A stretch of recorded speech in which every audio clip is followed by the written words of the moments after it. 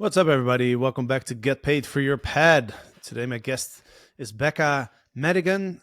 She is the head of the solutions team at PriceLabs, and she's here to talk about the recent breakthrough updates that PriceLabs released. Quite a lot of really exciting functionality, I have to say, Yeah. that you guys released. So, Becca, welcome to the show.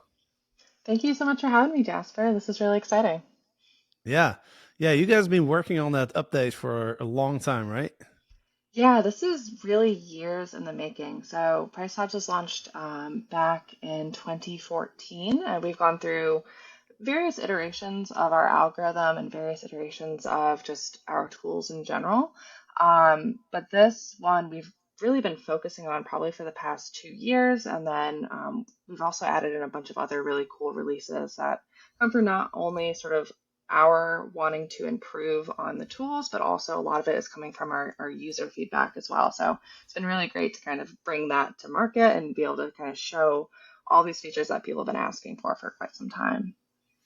Awesome. Well, I know we have a lot to cover, so let's why Yeah. don't we dive in? Why don't you start off with a quick kind of high level overview of the main updates that you guys have implemented? Yeah, do you want to go over sort of what Price Labs is, or just generally just jump Yeah, into I think everybody people knows? know. Good. Okay. People have been listening Wonderful. to this Good. thing. They probably know. Awesome. No, I love that. Yeah, so kind of like the main thing that we've sort of been focusing on, like I was saying, for the past 2 years, it's been taking up a lot of our data science team's bandwidth, is we've actually re-engineered our algorithm essentially from the ground up. So we've launched our new algorithm. All of the new users that have been joining with Price Labs since maybe August are on the new algorithm. We were A/B testing before that, and we're slowly rolling out the new algorithm to all of our current users. But we've made some really incredible changes. So in the past, time since 2014, um, a lot has changed. There's a lot more really good data available. There's data science in general has just sort of improved over time.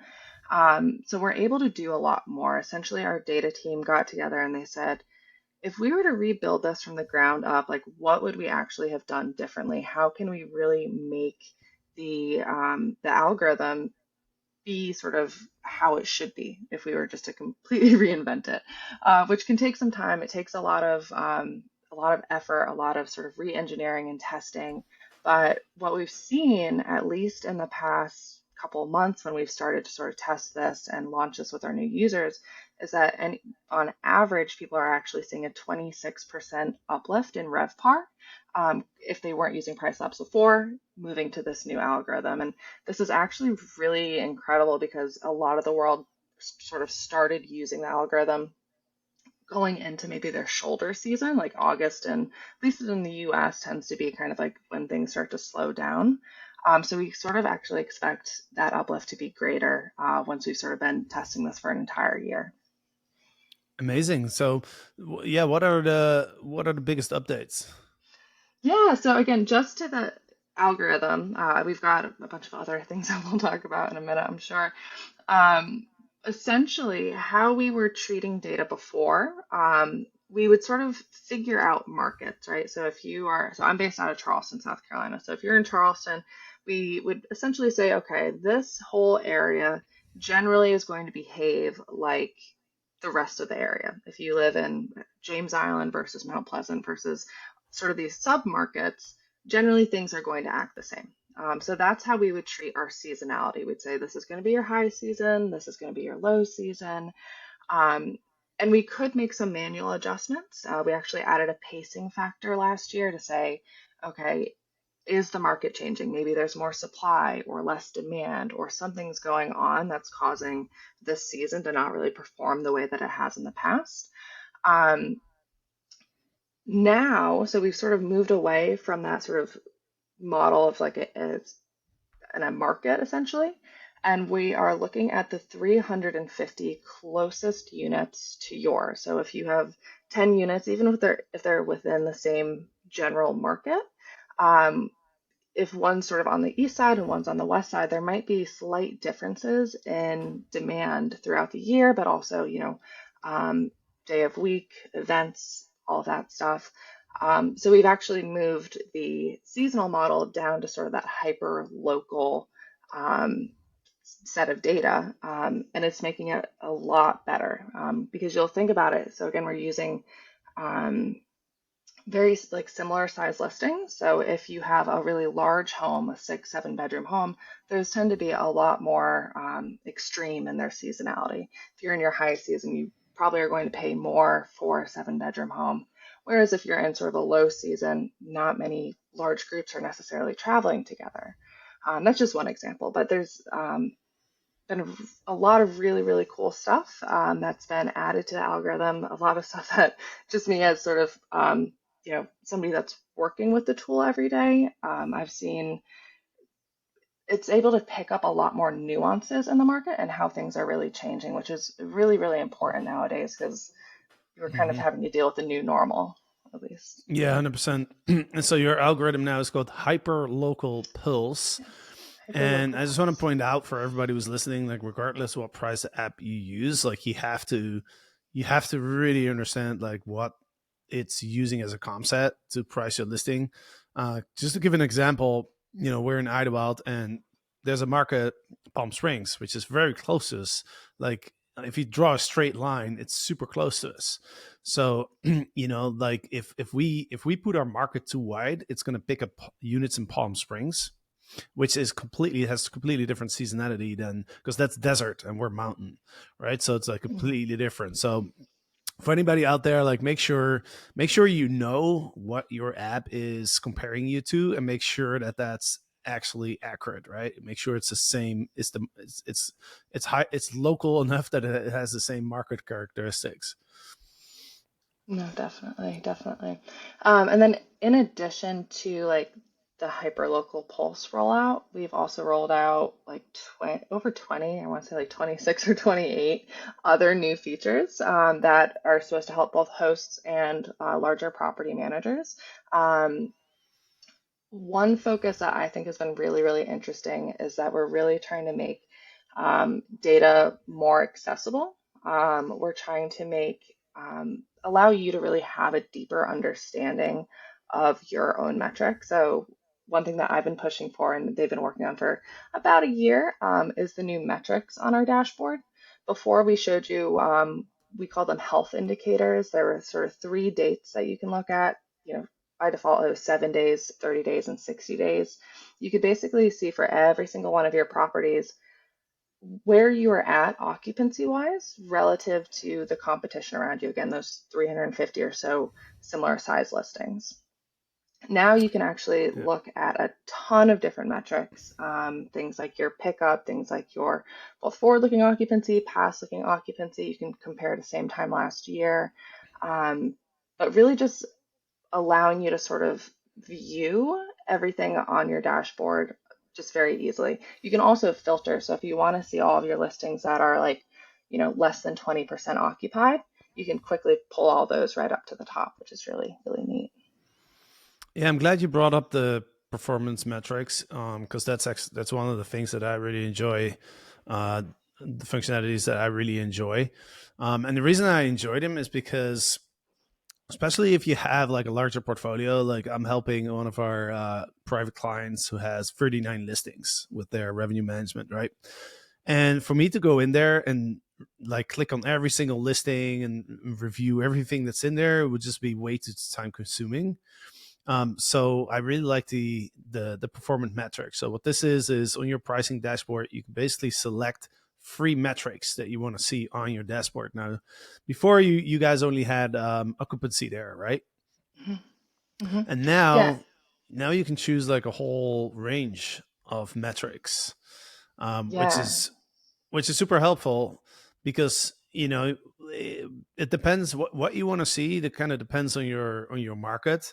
I like to look at occupancy, but depending on like what type of units, you might want to look at the 7 day, the 15 day, the 30 day. And for if you have larger homes, you might want to look at more like far out, right? A little Like further 30, out. 60, Yeah. 90. But Hmm. now we were already able to select the amount of days that you want to look out, but now there's a lot of stuff that you can look at, not just occupancy, right? There's Yeah. revenue, RevPAR, ADR. There's nights Yeah. booked, booking pickup. There's so much stuff that you can look at, and it allows you to quickly get an idea of like what's happening, where we're at. Yeah. Which is part of my kind of daily routine for revenue management. Is just like scanning and seeing like, okay, is there like a red flag that I have to look Hmm. deeper into, right? Is there a unit that's maybe not picking up on demand, or is there a unit that's not occupied, or is there a unit that's way too occupied, Hmm. if you will, right? um so yeah, that's something that I personally really enjoy about this feature. Yeah, and I will say you don't need to look at all of the metrics. We sort of chose metrics based on what our users were requesting. If you add all of them, it might be a little bit overwhelming. So Yeah. take time, get a little bit deeper understanding of which metrics are important to you, and then you can set it up so that you're quickly able to reference things right from the dashboard there. Yeah. And actually, like, it's funny, I didn't even realize you can add as many metrics as you want. Yeah, yeah, it's like it used to just be those three, but yeah, now you can add as many as you want. So it's pretty cool. Yeah, it is. I'm actually You playing around updating with it my right now? dash. I'm actually updating my dashboard right now because I was like, oh, I didn't realize Wait that. a minute. That's amazing. There's no Cool. limit to how many you can add. Um, there might be some limit. Honestly, I feel like again, the limit is going to be like your ability to like understand all of the data at once, more than how many you can physically add.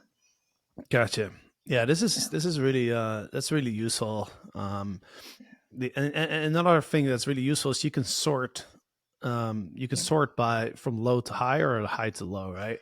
So You for can example, also, I just added like booking yeah. pickup in the last 30 days, right? And then if you sort that, or I can see like, oh, we had one listing that got 8 new bookings in the last 30 days, but we also have a few that got 0 new bookings in the last 30 days, right? So that's Hmm. like really good information to have. Hmm.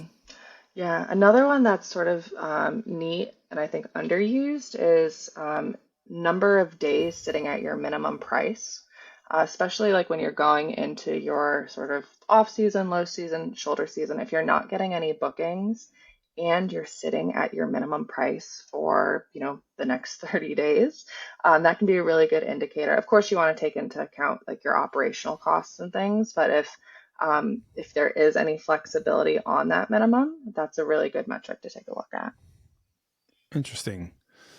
Minimum price hitting dates. That's the one you're talking about, right? Yeah, yeah.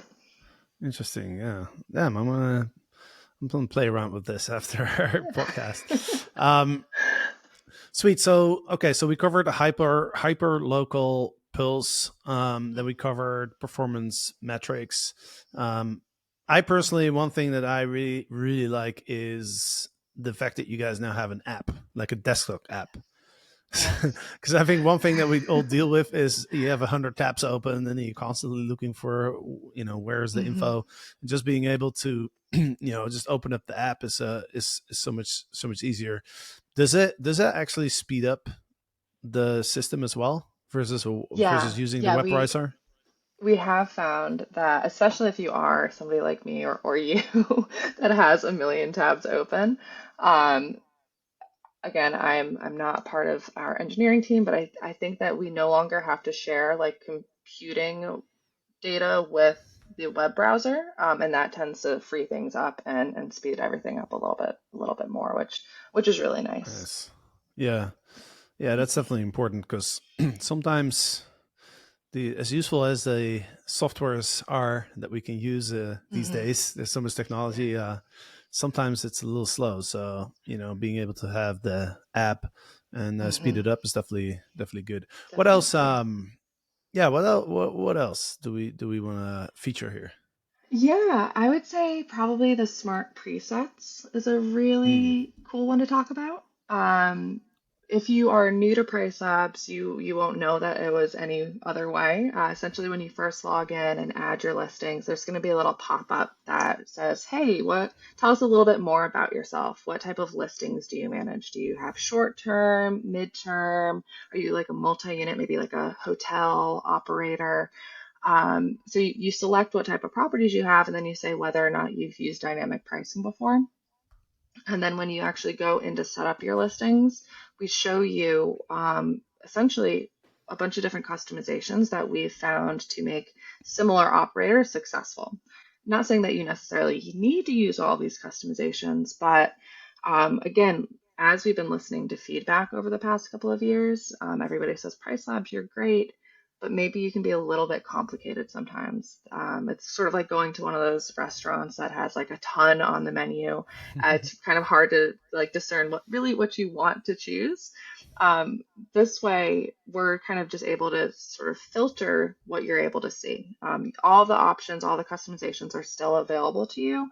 But again, if you are a short-term rental operator that has never used dynamic pricing before, we can quickly show you, hey, these are 5 things that you might want to customize from our system. And here's why you want to do it and how maybe you want to make those changes. Again, just really making the system more accessible and just a little bit easier to use. I think it's really great. And of course, you don't like when you select those things on the pop-up, you're not stuck with those options forever. You can always go into your settings and make adjustments there. Yeah. Yeah. And I think this is something that I see with the people that I work with is a bit of a challenge, as you mentioned. Like it's like as a company, you have to. People want more functionality. People always want more Mm-hmm. functionality, right? Hey, can I do this? Can I do Exactly. that? And you're like, okay, cool. Well, let me implement that. And then before you know, it's like you have so much functionality that people get confused and overwhelmed, which Exactly. is totally understandable. So, I think that's good that you can kind of, because I'm sure a lot of hosts are just don't really know like how to use all this functionality, what values to set. So Yeah. like just saying like, hey, you know what, based on your unit info, this is kind of what we recommend. Exactly. I will say, like, I've been onboarding customers for a long time, and sort of the biggest mistake that I see people do is they go in and they turn everything on and they just put random customizations in because I don't know, I think that they think they need to. So hopefully here there's like little info bubbles you hover over and it gives you a tip. It really explains sort of the whys and the hows of it. So hopefully it'll just make everybody's lives a little bit easier. Yeah, by the way, I 100% agree. I see that. I see that as well. So, one big piece of advice to anybody listening right now, if you don't really know what you're doing, then just leave it as a default, right? Yeah, just Only, just don't yeah, touch it. just Yeah. only change the nitty-gritty if you really know what you're doing and if you really Hmm. understand the data and like it makes sense to do it. But otherwise, Yeah. because you're more likely to do harm than benefit, in my opinion. No, very, very true. And this is sort of somewhat related. I don't know if it was one of the points that we were going to sort of really focus on today, but um, on the same line of that, when we are sort of developing all these customizations, we are aware that people don't really know, hey, what should I make my minimum stay be? What should I make my last minute, um, prices be? So that's one of the biggest things that we've sort of been focusing on this year, and it is a part of this release, is we're really adding a lot of data to those customizations so you don't have to figure those things out. So earlier this year, we released our we need a we need a shorter name for it, but our like length of stay recommendation engine, minimum stay recommendation engine, and essentially we are pulling in data from all of the listings around you, actually looking at the lengths of stay that have been booked and how far out bookings are being made, and we can actually recommend settings saying, hey, 90 days out you want a 6-night stay, then drop that down to a 4-night stay within 30 days and then a 2-night stay within the next week. So that's been really cool to see. And also, if you're on the hyperlocal pulse, the latest sort of smart customization that we've brought out are our last minute prices and our far out premiums. So before, our last minute prices and far out premium defaults were just sort of static. They were set of course, our data science team did a bunch of research and said generally this strategy should work for all markets. But now, again, it's going to be calculated just based on your comp set, and it's going to be recalculated every day. And what's really cool about that, again, if we're coming into our low season, our booking window, our opportunities to book is going to look a lot different than maybe other times of the year. So having your last minute prices actually fluctuate with the market is something that I think is pretty groundbreaking. Yeah, 100%. Um, let's see. What else do we have to cover here? There's a few more. I know you guys have like 20 updates, so probably don't have time to go through Yeah. all of them. But No, of course, of course. I know. So like, I don't know, team management. If your users have, or if your listeners have team members, hmm um, before you sort of had to just share a login. And maybe you have somebody that's taking care of your properties in California and somebody that's taking care of your properties in South Carolina. And maybe they want to see each other's properties, but you don't want them to touch each other's properties. Or if there's multiple hands in there, you don't want them, or you want to be able to see who's actually making changes. So our new team management is something that's pretty neat. Um, Something that a lot of people have actually been asking for. yeah, yeah, that makes sense. I mean, especially for people that have larger portfolios, Mhm. that might make sense, right? To have a different team member, like have somebody look at all the studios and one bedrooms, and somebody look at all the larger homes, for example, because they're Mhm. so different. Yeah. Or even if you're just a single operator, I work with a lot of people that have like virtual assistants that are helping them with their pricing strategy. So instead of you just sharing your login, you can make a separate login for your assistant that's helping you to kind of track them, see what they're doing, actually make sure that they're actually going in and making changes when they're supposed to. Yeah, yeah, 100%. Um, one thing that I also have noticed is you guys have quite a lot of education for hosts, right? Which I think is really really important. Like what I've learned from kind of working with a lot of hosts over the last like few months and helping them with the revenue management, I realized like it's one thing to have a dynamic pricing app, but it's another thing to actually understand how to use it, and there's definitely a learning curve there, right? Yeah. So I've been watching those webinars that you guys did. um is that like what wouldn't you let everybody know like how if people are using PriceLabs, like how can they get access to those webinars? Yeah, we try to be very accessible. So if you're actually on your PriceLabs screen, like logged into your account, in the lower right-hand corner, there are two bubbles. There's like a help chat bubble, and then there's a bubble that's like a little graduation cap. If you click that bubble, it'll direct you to a bunch of really great resources, our live trainings, our recorded trainings, upcoming updates, things like that. If you're not signed up yet, you can always go to our YouTube channel. All of our recorded webinars are posted there. And then, of course, if you go to hello.pricelabs.co, there's a tab that's resources, and there's a trainings tab under there, along with a bunch of other really great free resources. I'll plug those while I'm talking about this.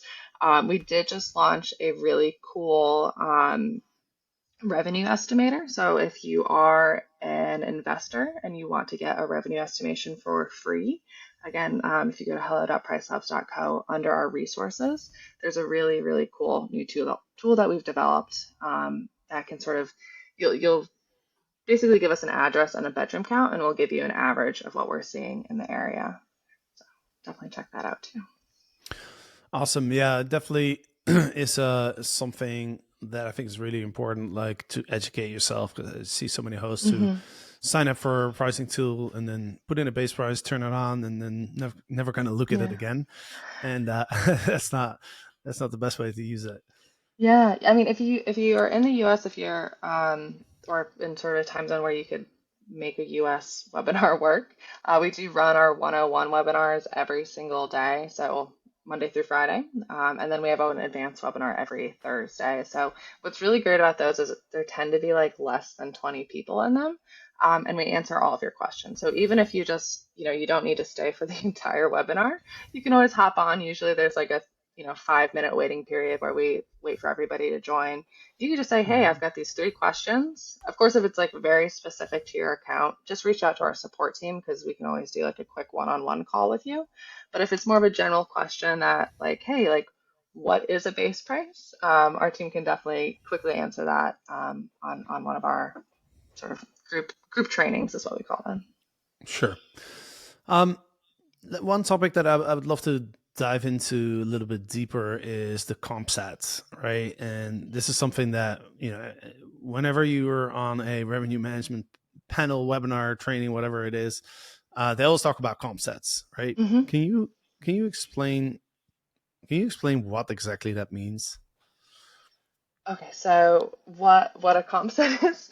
Essentially, a comp set is your competitive set. So if you look at your neighborhood, we consider like a hyper local neighborhood, um, who around you is similar to you? Now, if you're talking about our dynamic pricing tool, we curate a comp set of 350, sometimes less than that if you're in a really rural area, but generally about 350 of the closest units to you of similar size. So if you have a 2 bedroom, we'd be looking at 1 bedrooms, 2 bedrooms, and 3 bedrooms. If you have an 8 bedroom home, we sort of expand that a little bit. Typically, there's just not a ton of 8 bedroom homes. It's really hard to get 350 of them within a reasonable radius. But you can go further than that. So we sort of cast a wider net so that we're able to capture really all of the different things that are going on in the market. But you can go further. You can say, I just want to look at the other, 2 bedrooms that are pet friendly and have a pool just in my community. Um, while that might not necessarily be enough data to truly understand the intricacies of your market, you can definitely see where they're pricing against you. You can see what their, occupancy, things like that look like. And there's a couple of ways to do that within PriceLabs. So we do have our market dashboards tool, and you can actually pull in your comp sets that you're creating in market dashboards into both portfolio analytics, which is our sort of business analytics tool that gives us sort of or gives you access to your own data, as well as in neighborhood data in that dynamic pricing tool. Um, we've always been able to make comp sets in market dashboards, but we've made it so much easier. It used to be kind of like you'd have to put in like little formulas in a box, and it was just really complicated. I run a market dashboards webinar at the beginning of each month. So this is September 28th. So next week we'll be running our market dashboards webinar on Wednesday. But I would have to physically show people like, okay, this symbol is going to do this and this is going to do that. But now it's just there's a little button that says filter, and it's almost like if you were online shopping. You can say, I want to look at 2 bedrooms, 3 bedrooms with 1 bath, 2 bath, 3 bath, pet friendly, yes or no, pool, yes or no. And then we're going to sort of filter down all of the listings in this area for you that match the criteria that you are setting up. Once you have a smaller set, you can actually go through and click on each of the listings like links so you can see aesthetically. Yes, maybe they have all the sort of features that I want, but maybe they've used their like Nokia phone from 1995 to take all the listing photos, and they're not actually a good comp for you because you know that you need professional photos if you're going Hmm. to be successful. Um, and then yeah, again, you can pull all that data. You can look at just a report just for those specific listings, and it's really really powerful.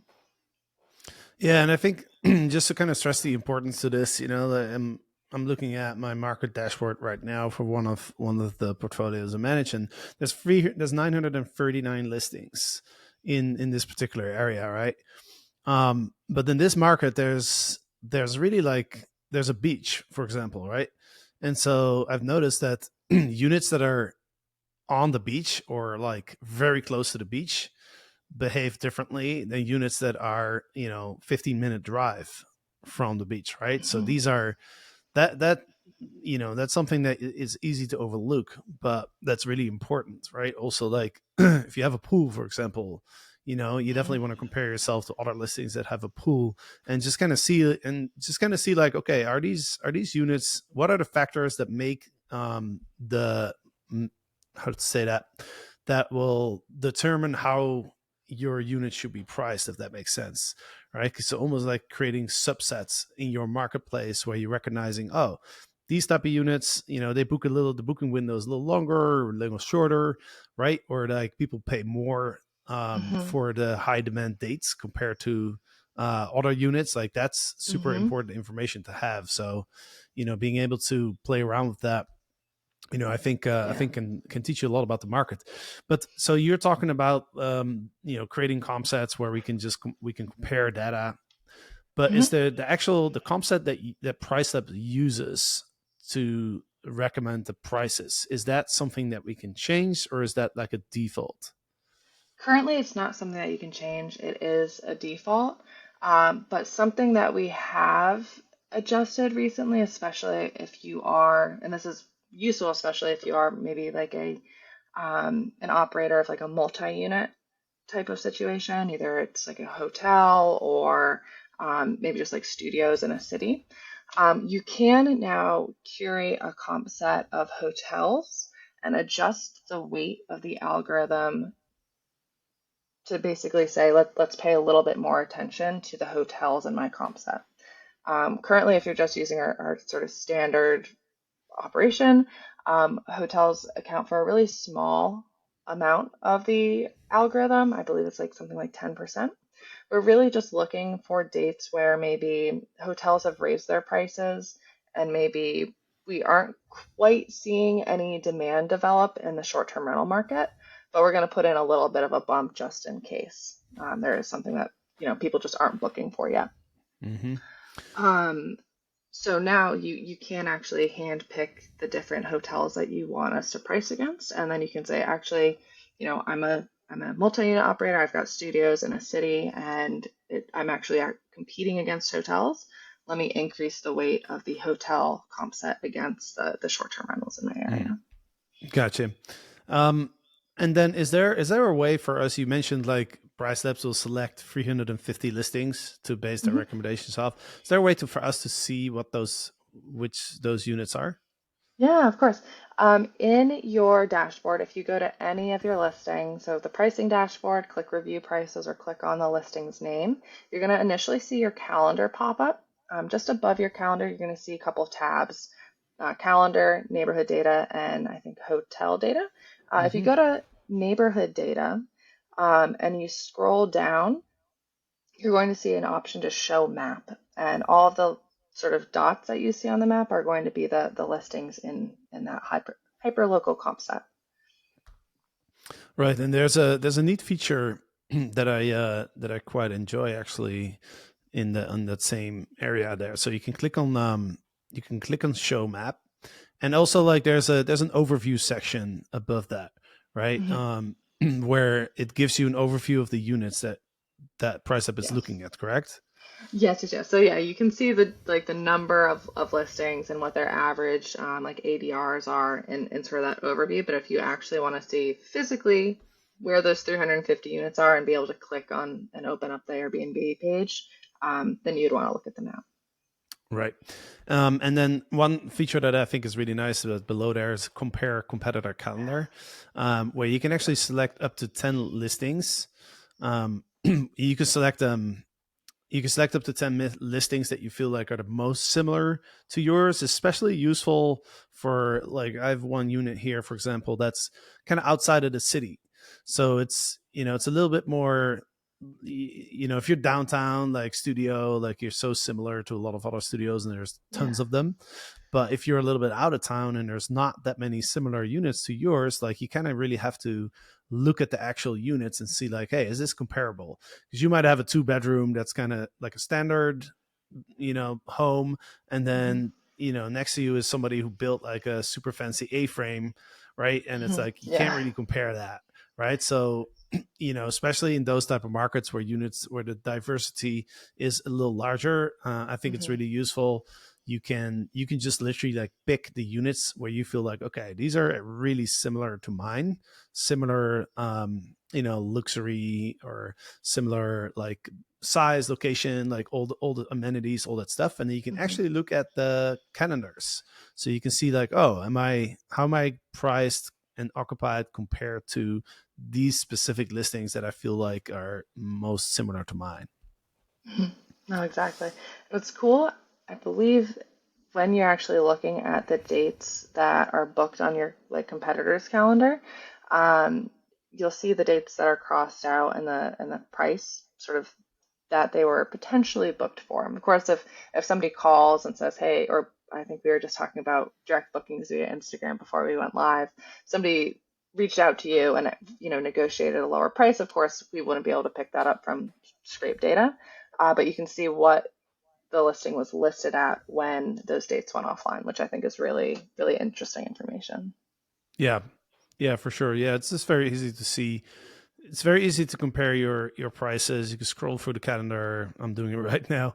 You can see like, hey, why am I? Why are these units booked this weekend and I'm not booked yet? Right? It's like, Mhm. oh, let's look at let's look at how much of the demand has already has already hit, and we can see that on the occupancy graph, that's on the same page, and then see like, okay, do I need to take action here? Is there something going on, or is it just like, should I be patient and not lower my prices, knowing that I probably Mhm. will get booked based on last year's data and everything? So it really allows you to get really really granular on a certain listing. So awesome. Yeah. Sweet. Well, we've gone through a lot. Any final thoughts? Anything that we haven't talked Yeah. about that you There, wanted to bring up? I think I should have probably talked about this at the top of of the meeting. We went through hyperlocal pulse, but I don't know that we really talked about migrating to the new algorithm if you aren't currently on it. So if you're a current PriceLabs user, you can actually check which algorithm you are on just on your main pricing dashboard. I think if you click column visibility, there's now an option where you can select where it says algorithm version. And once that's selected, you'll be able to see for each of your listings if it's on the old algorithm or if it's on Hyperlocal Pulse. And if your account is ready for migration, you'll actually see a little button there that says migrate. There's going to be a tool that pops up that basically says, hey, this is your pricing currently with the old algorithm. This is what your pricing is going to look like with the new algorithm. There are a couple of things that you might need to adjust. So because the new algorithm is doing better at understanding, intricacies in your market, if you've made customizations to sort of make up for where the algorithm was lacking before, you might need to turn those off. So things Mm, like if you're using seasonal base prices, day of week customizations, and sometimes if you're changing your base price a lot, you might even need to adjust your base price a little bit.